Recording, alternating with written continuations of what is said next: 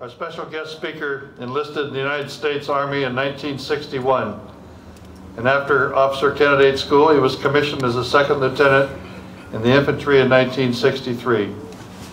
He did 2 tours of duty in Vietnam, which included the Drang Valley in 1965, the battle made famous years later in the novel and movie We Were Soldiers Once and Young.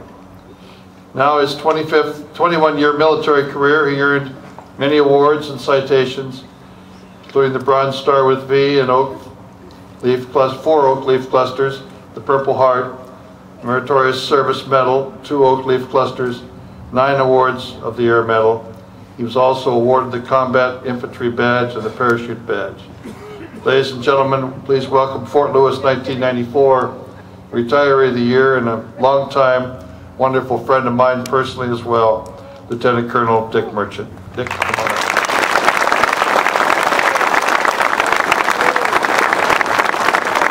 There you go, Ricky. I'm going to get my notes out here. Otherwise, I just have to tell lies and war stories, and you people know about those kind of things. I'm really honored to have been asked to contribute remarks at this 25th anniversary of Washington State's Vietnam Veterans Memorial. Some of my earliest childhood memories are of Olympia and living at Fort Lewis during World War II. My dad was in the service and stationed there. I remember my brother and me watching soldiers practicing marksmanship literally across the street from where we lived. Also deeply embedded in my memory are the 2 of us watching soldiers boarding trains and shipping out toward a future that was uncertain.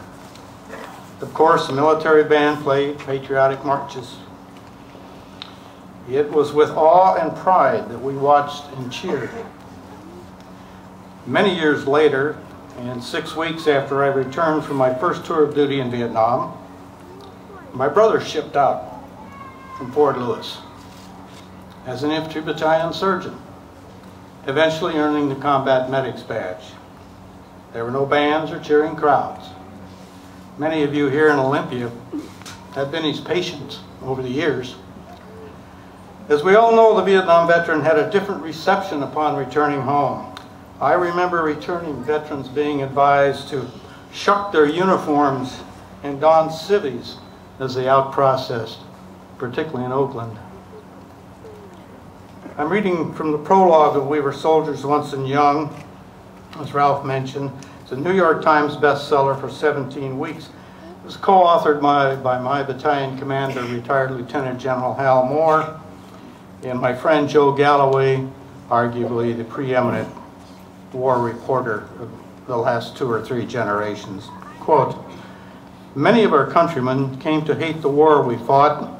Those who hated it the most, the professionally sensitive, were not in the end sensitive enough to differentiate between the war and the soldiers who had been ordered to fight it. They hated us as well. So many veterans withdrew and waited. They waited for others to realize that the soldier does not like war, for they are the ones who suffer the consequences." I recently saw a post on Facebook that I think captures this. The quote is, "The soldier above all other people prays for peace, for they must suffer and bear the deepest wounds of war." I would add to that their families. Those who returned from Vietnam unscratched were by no means untouched. Several years ago, I was invited to speak at a Veterans Day event at the Evergreen State College. At the conclusion of the event, I was chatting with some veterans, and when one related the following story, this was a man probably 40 at the time we were talking, and earlier he was enrolling in college. I believe it was San Diego State, but that really doesn't matter. And there was typical freshman orientation week, people sitting around a picnic table, what are you going to major in, where are you from, that kind of chit chat. Somebody said, "What'd you do last summer?" He said, "Well, I was in the Army in Vietnam, I just got out." The reaction was 3 young women got up from the table, turned their back, and walked away. He's relating this story to me some 20 years later, still with pain. To many, we were suspect and thought not quite acceptable for entry into polite society. Slowly, we began to seek each other out with unit reunions and get-togethers. We began to see hats and jackets, bumper stickers with Vietnam veteran proudly emblazoned on them. Old unit insignia were worn again with pride. I'm from the 1st Cav. Some of us wear cavalry Stetsons. I didn't wear it today. I believe that one of the events that helped Vietnam veterans restore their pride was the November 1982 dedication of the Vietnam Veterans Memorial in our nation's capital. Built with funds from private donations, the Wall, as it has become known, is the most visited memorial in Washington, D.C. As Ralph has mentioned, in November 1982, the first memorial for Vietnam veterans was dedicated here in Olympia. As a reminder, it was a scroll listing the names from those from Washington State who had been killed and missing. The scroll was to be encased in granite, but veterans kind of objected and a new approach was taken. A group was formed to lead the effort, many of whom are here today. Then, Secretary of State Ralph Monroe was influential in gaining public and government support. In the end, the memorial in front of you, here, funded entirely by private donations, was chosen because of the quiet solitude it affords.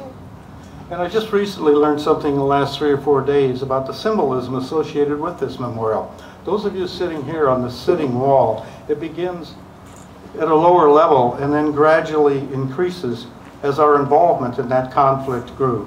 And the 3 waves represent the 3 presidents under who the majority of the conflict was fought. Presidents Kennedy, Johnson, and President Nixon. A total of 1,466 entities, to include individuals, groups, organizations, donated $178,000. The majority, as Ralph has mentioned, in small amounts, less than $25. The memorial was dedicated on Memorial Day 1987, a sunny day as I remember. It asks you to remember the 1,116 killed or missing in Vietnam from Washington State. In 1983 at Arlington National Cemetery, President Reagan remarked that those who have lost their lives at a young age to war have lost 2 lives. The one they were leading and the one they would have led. Memorials invite many emotions and thoughts. Arlington is quiet and solemn, and a place where you can visit the graveside of a relative or a friend. You can stand by the eternal flame of President Kennedy's grave. It's especially moving, I believe, in the fall, later in the day when the crowds have thinned in the shadows of Lincoln. At the wall, the names of 79 of my brothers from the 1st Battalion, 7th Cavalry are engraved on panel 3E. We've gathered there at reunions. There are tears, but there's also a time to talk, share memories, and I have to be honest, there's lots of remember wins. Remember when Sergeant so-and-so did such and such? And there's good-natured chuckles and heartfelt laughter.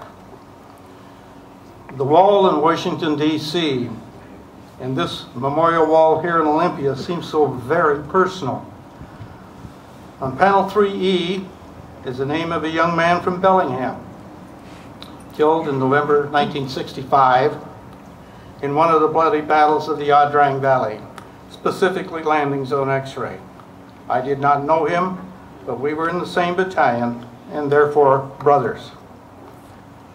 In closing, please listen to the words of a young man who, although severely wounded at Landing Zone X-ray, survived.